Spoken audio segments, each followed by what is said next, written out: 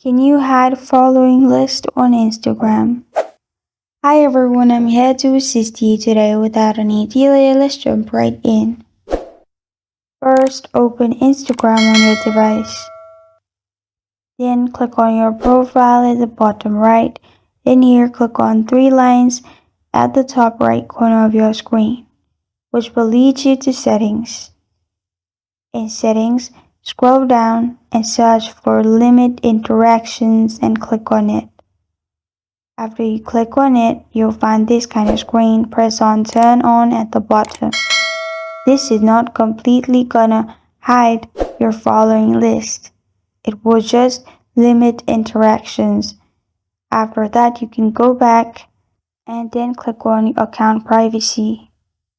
In account privacy, turn on private account. After you make your account private, only the accepted follow request will be able to see your following list. So there's no one way to completely hide, but what you can do is make your account private.